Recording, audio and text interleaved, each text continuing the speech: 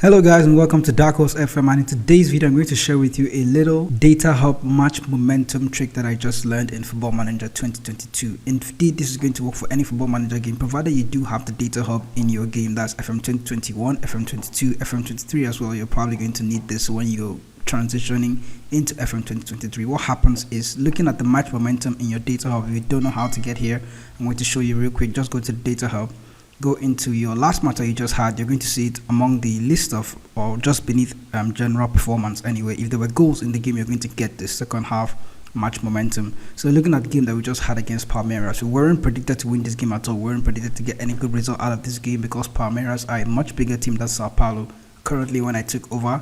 But you can see the match momentum in this case, where there's green bars going downward, that's the Palmeiras team, and where there are white bars going up, that's the Sao Paulo team. So what happens is that within this window, if you're looking at the preparation for your next match, you're going to look at the last match that you just played, right? Within the window where you see that the opposition or the team that your next opponent was playing actually had higher bars or higher momentum during that period of the game, this is the period of the match where you're going to set your mentality to a more positive or more attacking mentality. If you do it with any other window in the game, it's likely that the AI is going to be able to defend against it, or they're in a much more commanding situation and they can get ahead and control the game better. But once you have windows like where there's a white line, where let's say Sao Paulo were more dominant within those time frames in the game. Now I'm going to show you something really tricky, but within those time frames in the game, you're going to go ahead and set your mentality to attack.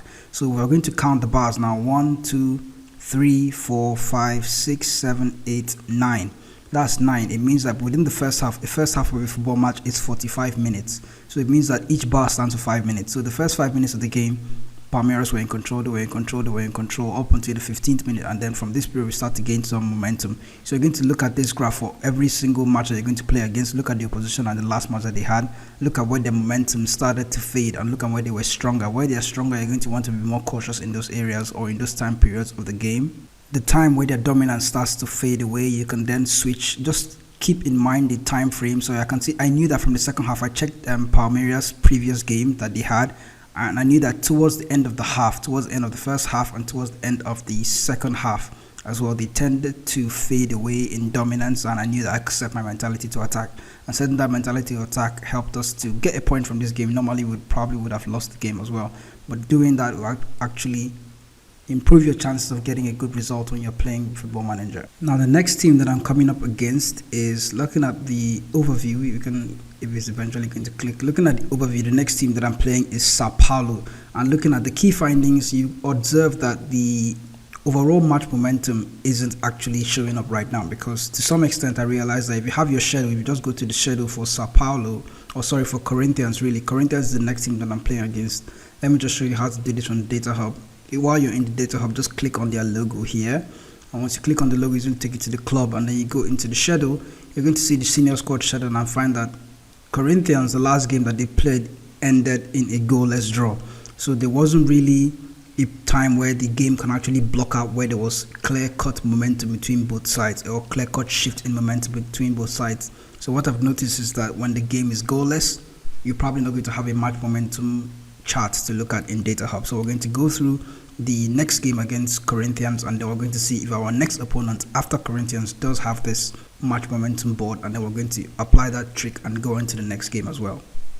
So we've managed to get through the Corinthians game, and we have another big one coming up against Flamengo. And looking at the Flamengo opposition report, is going to be sent to you every time your game wants to start. Every time you're having or just before game, they are always going to send you an opposition scout report. So in the opposition scout report, you're going to look for overall match momentum. It's here now. Considering the previous game that Flamengo had, let's just be sure that they actually went on to score a goal in that game. Looking at their schedule for the senior squad, the last game that Flamengo's play was against Athletic Goianiense. So they won that game 2-0 away from home. So that actually gives us something to look at in the match momentum overall.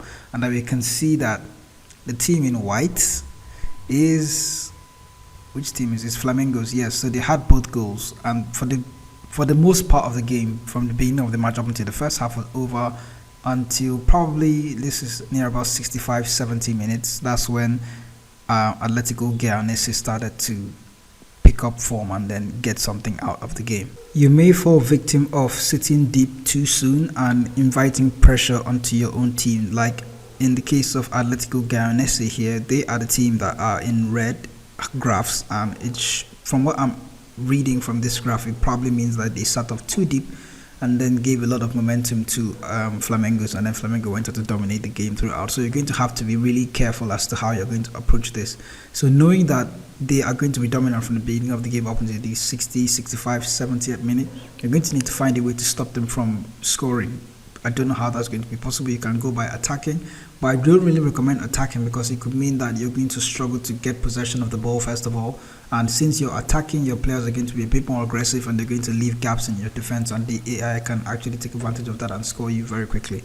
So what I like to do in this case is just to go with a balanced or slightly cautious mentality for the beginning parts of the game, get into the game, see how the game goes around, and then be very hands-on, because if you leave too many spaces, the AI is going to go ahead and punish you with those gaps that you leave. So for the game against Flamengos, we did go on to control the game for the most part. We were ahead up until second half, I guess. I know for the first few minutes of the game, in fact the entire first half we did dominate the game. We're leading them by 2-0.